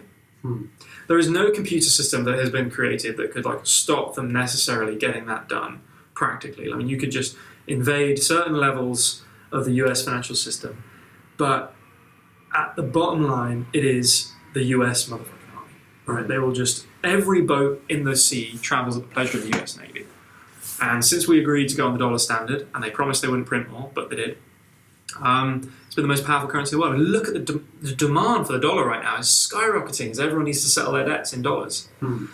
But it's this gigantic accounting system. And so what crypto has done successfully, the one thing that's really positive, is it started 100 million conversations or more probably with people that have gone quite intelligently, where they've gone, how is money created? Like, where does a dollar come from? Where does a pound come from? Where does a euro come from? Everything's wrapped up in these terms like quantitative easing and interest rates and kind of, asset-backed securities and things like this. But at the core of it, who creates new currency? And then you start to realize that currencies are just markets. They're just things that countries market to the world. And now we've got currencies that are made by robots. And we'll see. Even better, hopefully. Just different. Just different. Just new. The thing that we can always say is that when people come into office and they have a 4 to 8 year term and they know that the money printing doesn't get felt for 3 to 10 years, it's a huge incentive to print, right? Because you want to deliver, you want to print more capital so you can get it done, print more money so you can get it done, and then you let other people kind of foot the bill. And so that kind of dislocation in time between the political career of a short-term politician and the long-term impact of changing the way in which money relates to value, that certainly is a conversation that's very hard to have with people because it makes them feel so uncomfortable. At least that's some of what I found over time. Interesting. I haven't had that conversation, but it's interesting to note that. And it's also interesting to note that this space is still super exciting and active despite all the ups and downs, and there's a lot of potential there. We're running out of time, so I want to end on a question for you that, this channel, whatever the topic is, whether it's data science or medicine, it's always going to be about education. So what is something that you want to learn next, given where you are right now? Yeah, that's a great question. Maybe it's a skill. Yeah, so I've been beginning to learn Solidity, which is the programming language where you can write smart contracts for Ethereum. And I've wanted to get a better understanding of what the process of formal verification looks like. And there's a set of tools for writing correct software, which I believe are referred to at a high level as formal methods. And like one of the more extreme bands of that is formal verification. And the kind of range of things go from kind of test-driven development all the way up to like more extreme things. So understanding more about what is required to write correct code, and correct code that you can be sure about, and code that you can kind of go to sleep at night and know that you've done the right thing. I think that's going to be increasingly important in the field that I'm like designing products for and investing in. So kind of deep diving into that. But then something that is just, I guess, just like interesting me more is how will Apple's headset, Facebook's headset, everybody's attempts at different augmented reality, like how will these new 3D interfaces work, and what would design for that look like? Like how could I kind of spend time there and feel like I could build a world that would make me feel at home? What tools kind of use to kind of express my ideas in that world? I've been so focused on kind of 2D screen design for the phone and laptops that then it just starts with trying these things. So and my headset arrives soon, so I'm excited. I'm excited too. Yeah, it's going to be fun. Cool. All right. Well, thank you so much, Richard. Dude. And it's been a good chat. Hope to talk soon. Yeah, man. Catch you later.